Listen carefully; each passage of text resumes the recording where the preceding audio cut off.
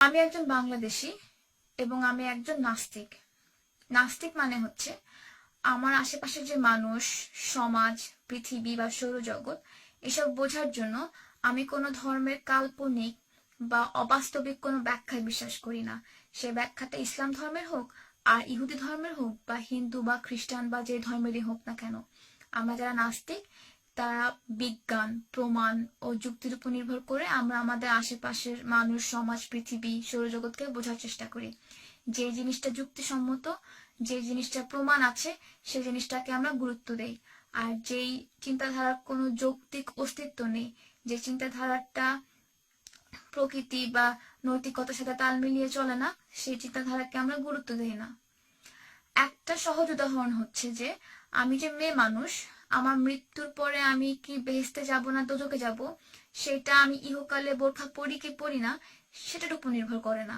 কারণ আমি জানি যে বেহেশত ও দোজখ বলে আসলে কিছু নাই। সব ধর্মই বলে যে একজন মানুষকে ভালো কাজে উৎসাহিত করার জন্য অথবা খারাপ কাজ থেকে বিরত রাখার জন্য বেহেশতের সোয়াব আর দোজখের ভয় দেখানোটা জরুরি। এটা আসলে সঠিক না। একজন মানুষ যদি প্রকৃতভাবে ভালো হয়ে থাকে তাহলে তার বেহেশতের সোয়াব আর দোজখের আযাবের উসিলা লাগে না, সে এমনি ভালো হবে। অতএব একজন মানুষ যদি আমাকে বলে যে তুমি কি ভালো মানুষ না খারাপ মানুষ, সেটা নির্ভর করে তুমি বোরখা পরো কি পরো না সেটার উপরে, তখন আমি বুঝবো যে সে মানুষটা কুসংস্কারে লিপ্ত, কারণ তার চিন্তাধারার কোনো বাস্তবিক ভিত্তি নাই। অতএব তাকে আমি কোনো গুরুত্ব দিব না। আমি আমার পরিবারকে কোনোদিন বলি নাই যে আমি নাস্তিক, কারণ আমাকে মেরে ফেলতো।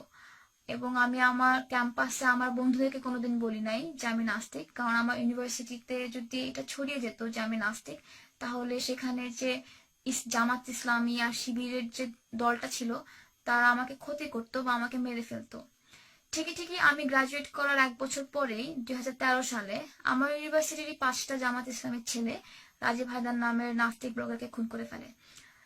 তো আমার যে ভয়টা ছিল যে আমি যদি নাস্তিক হই, যদি আমি ইসলামকে সমালোচনা করতাম আর তা সেটা করলে যে আমাকে মেরে ফেলতো, সেই ভয়টা আমার অনেক জায়েজ ছিল।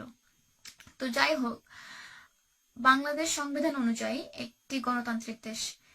সেটা মানে হচ্ছে একটা মানুষ যদি হিন্দু হয় বা মুসলমান হয় বা বা খ্রিস্টান হয় বা সে যদি নাস্তিক হয়, তার বাকি সবার মতন স্বাচ্ছন্দ্যে জীবনযাপন করার সমান অধিকার আছে।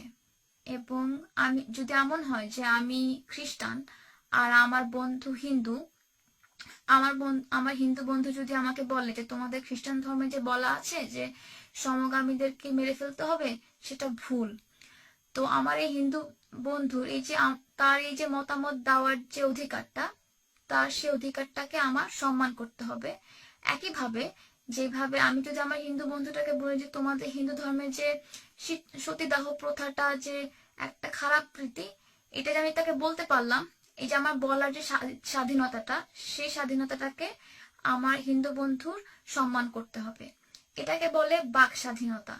একটা গণতান্ত্রিক দেশ বা একটা ন্যূনতম উন্নত দেশে যে কোনো সমাজে বাক স্বাধীনতা হচ্ছে গিয়ে সবার একটা মৌলিক অধিকার। বাংলাদেশের মতন সেকুলার বা গণতান্ত্রিক দেশের আরেকটা বৈশিষ্ট্য হচ্ছে যে আমরা যেই ধর্মে বিশ্বাস করি না কেন, সেটা ইসলাম ধর্ম হোক আর হিন্দু ধর্মের ভগবান হোক বা খ্রিস্টান ধর্মের যীশু খ্রিস্ট হোক, সেটা আমাদের ব্যক্তিগত সিদ্ধান্ত। এবং আমরা যখন সমাজে কোনো সামাজিক মঞ্চ যেমন ফেসবুক, ব্লগ বা কোনো বিশ্ববিদ্যালয়ের ওপেন ফোরামে যখন আমরা অন্যান্যদের সাথে যখন আমরা সংলাপে বসবো, কোনো তর্ক বিতর্ক করব, তখন আমরা আমাদের ধর্ম অনুভূতি বা আবেগকে সামলিয়ে রাখবো। এটা মানে হচ্ছে আমরা যখন কোনো ধর্মীয় বা রাজনৈতিক বা যে কোনো প্রসঙ্গে যখন আমরা তীব্র বিতর্ক করব বা কথাবার্তা বলবো, তখন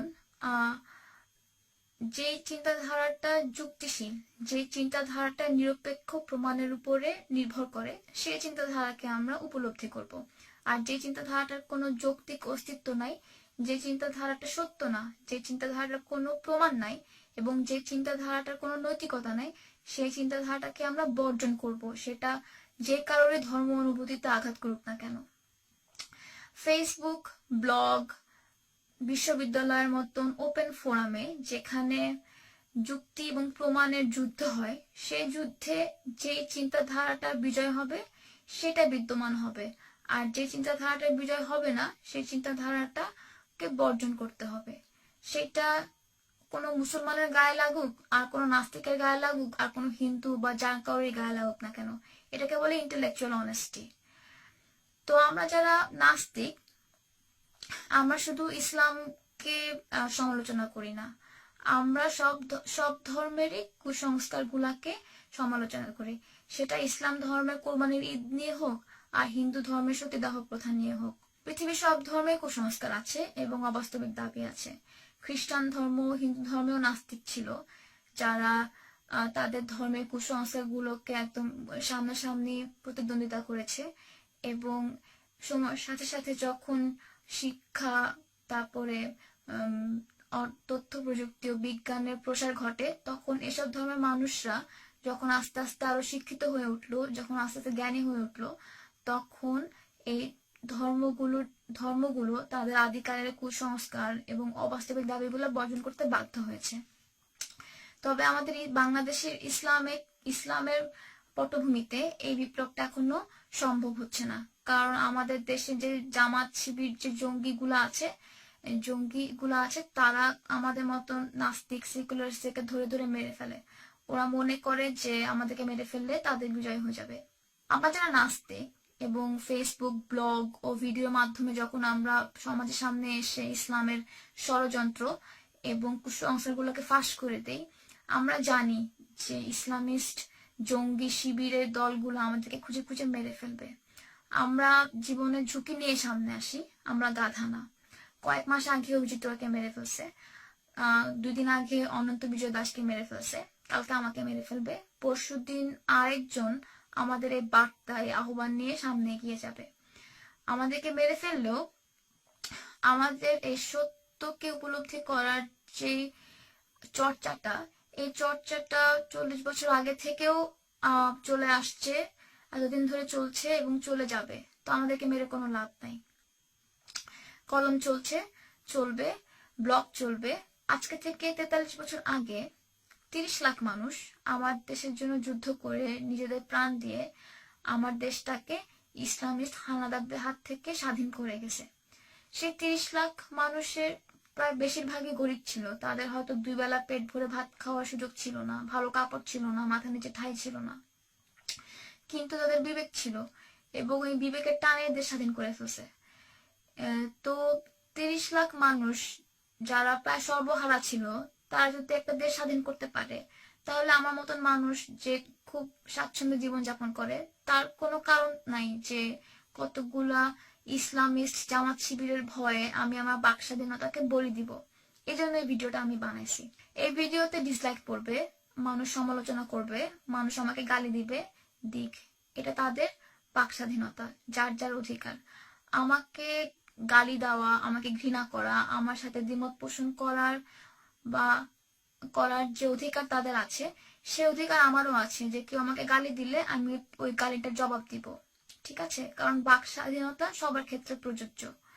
কিন্তু আমাকে পছন্দ হয় না বলে, আমার কথা ভালো লাগে না দেখে আমাকে যে নিপীড়িত করে রাখতে হবে বা আমাকে যে মেরে ফেলতে হবে, সেটা হচ্ছে গিয়ে একটা মানসিক রোগের লক্ষণ।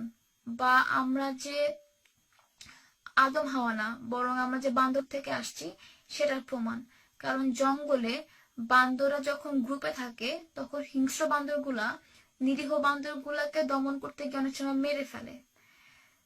তো আমরা সময়ের সাথে সাথে যখন মিলেমিশে থাকতে শিখেছি, তখন আমরা জঙ্গল থেকে এরকম সভ্য সমাজে থাকা শুরু করেছি।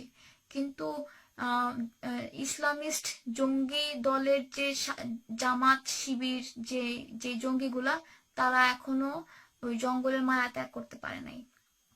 তো যাই হোক, আমার দেশে কলম চলবে, ব্লগ চলবে, বাক স্বাধীনতা এবং গণতন্ত্রের প্রেক্ষাপটে সব ধরনের ধর্ম, রাজনীতি এবং চিন্তাধারার যুক্তি যাচাই করা হবে।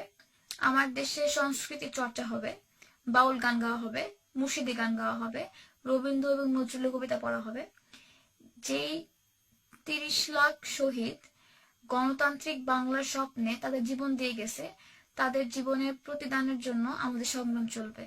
রক্ত যখন দিয়েছি, রক্ত তখন আরো দিব। বাংলাদেশকে ইসলামিস্ট জঙ্গিদের হাত থেকে মুক্ত করে ছাড়বো।